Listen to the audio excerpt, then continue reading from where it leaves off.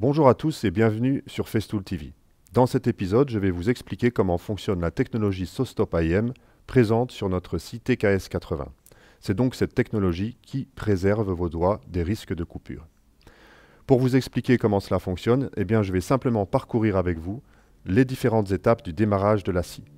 Je l'ai déjà branché dans l'aspirateur. Je vais commencer par appuyer sur ce bouton, l'interrupteur général, pour mettre la scie sous tension. Lorsque je vais faire cela, vous allez voir que la LED rouge va clignoter, ce qui m'indique que la technologie SoStop IM procède à une vérification du système. La LED rouge clignote pendant quelques secondes et je vois maintenant qu'il n'y a plus que la LED verte qui s'est allumée de façon fixe. Cela m'indique que la scie est en position stand-by, donc prête à travailler avec la technologie SoStop IM active. Je peux donc travailler en toute sécurité. J'ai les deux boutons classiques Start et Stop et je vais maintenant procéder à une petite démonstration de coupe pour simplement montrer les fonctions marche-arrêt de la scie.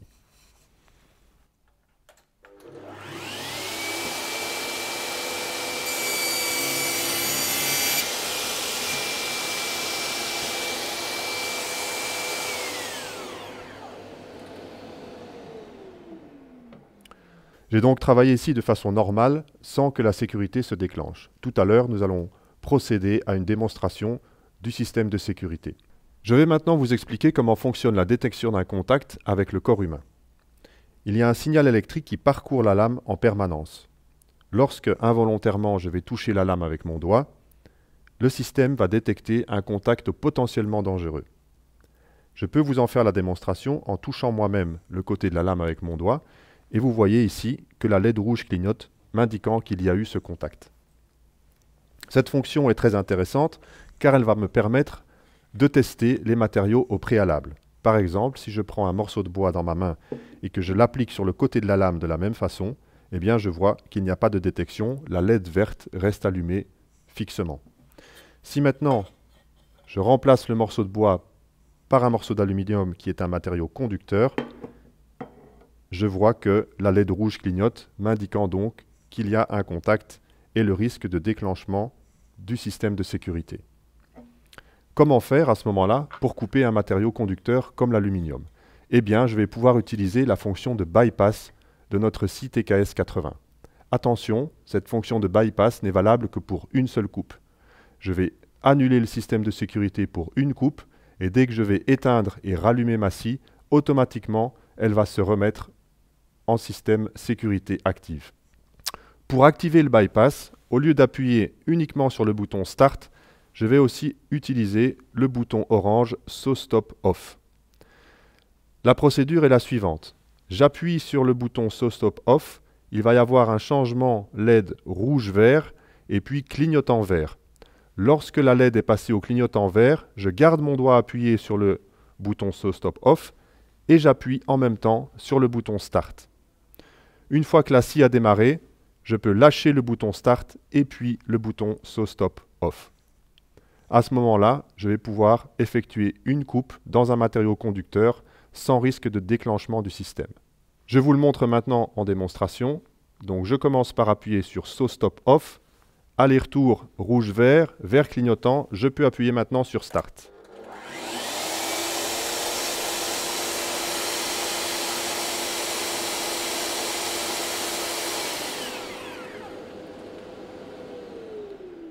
Lorsque la scie tourne en fonction SoStop Off, la LED verte reste clignotante au lieu d'être fixe, comme lorsque la scie fonctionne normalement.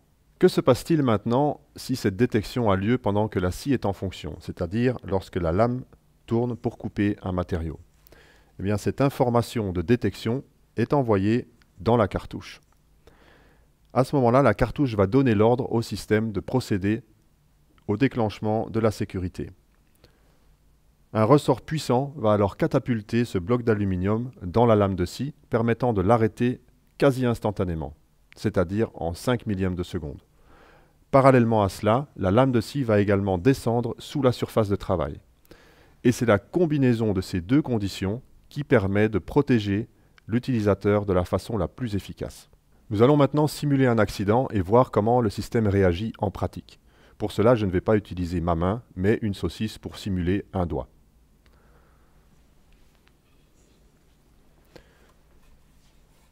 J'ai donc préparé une planche avec mon doigt ici devant la zone de coupe et je vais maintenant procéder à la démonstration.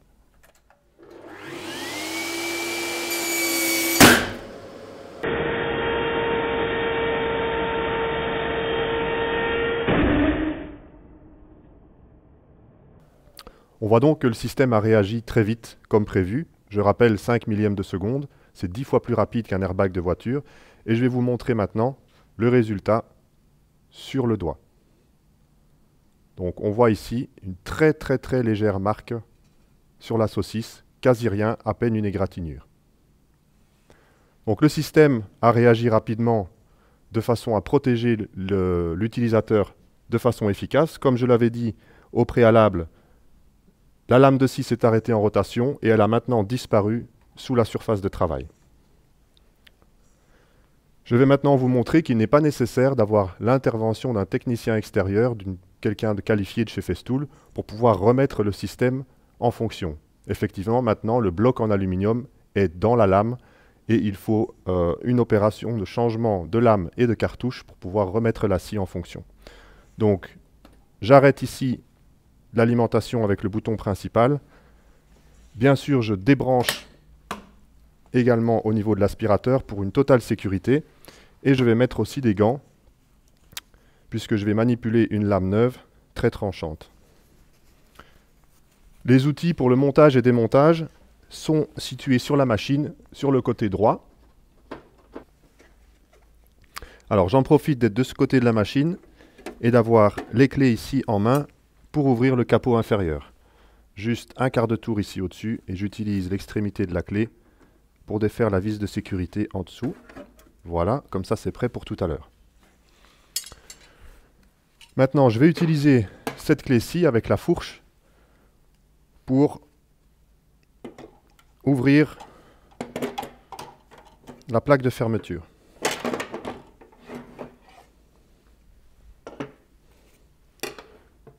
Ensuite, je vais activer le quart de tour ici, bouton vert toujours chez Festool, pour enlever le couteau déviseur et le système d'aspiration en même temps.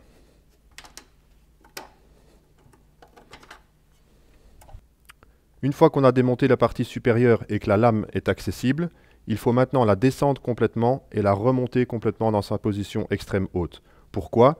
La lame a maintenant basculé sous la table, mais par le système de sécurité. Donc avec le bouton de réglage, je dois refaire la manipulation complète, comme ceci. Complètement descendre, et puis complètement remonter. Maintenant, je vais pouvoir procéder au démontage de la lame en elle-même.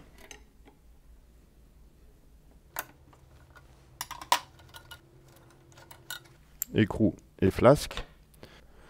Maintenant, je vais utiliser la partie affinée de cette clé pour décoller la lame de son support. En effet, le ressort pousse contre le bloc en aluminium et ça bloque un petit peu la lame contre l'axe.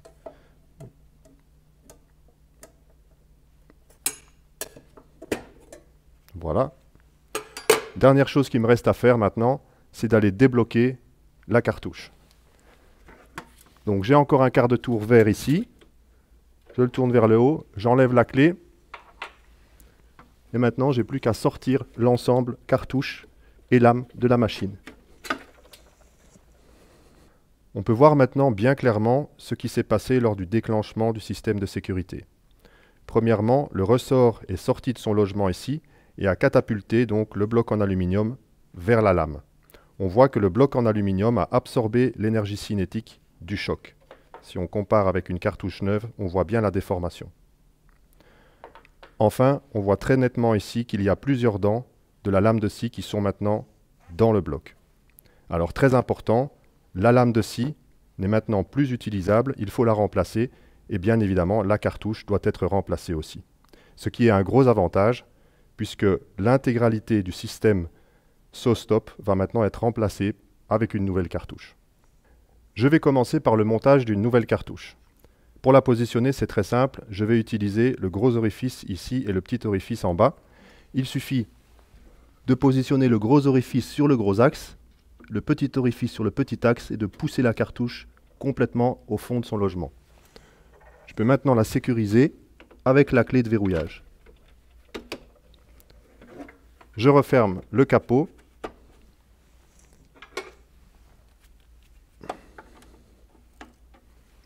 Et il ne me reste plus maintenant qu'à remonter une nouvelle lame.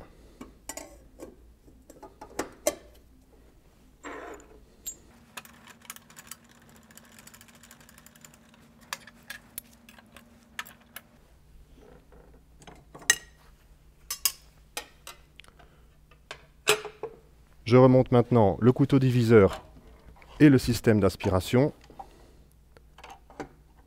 en réutilisant le quart de tour situé ici. Je remets la plaque de fermeture en place.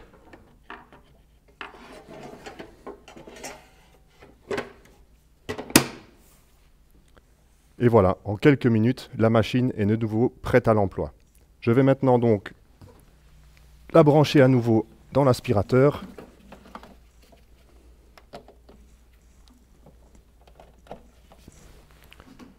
Je la mets sous tension à l'aide du bouton général. On voit qu'elle reprocède à sa vérification.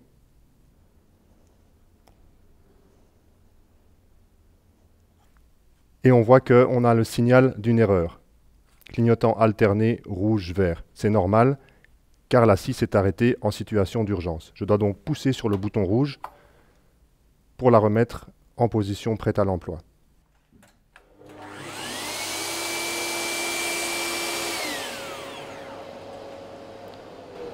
Vous voyez que la LED verte continue à clignoter pendant quelques instants. Cela signifie que le système reste actif. Très important pour éviter d'avoir des déclenchements involontaires, surtout ne pas toucher la lame même si elle est arrêtée tant que cette LED verte clignote. Ça veut dire que le système est actif et que vous pourriez déclencher le système de sécurité. Je pense maintenant que vous avez toutes les informations nécessaires pour bien comprendre et bien utiliser cette scie TKS80 avec la technologie SawStop AIM.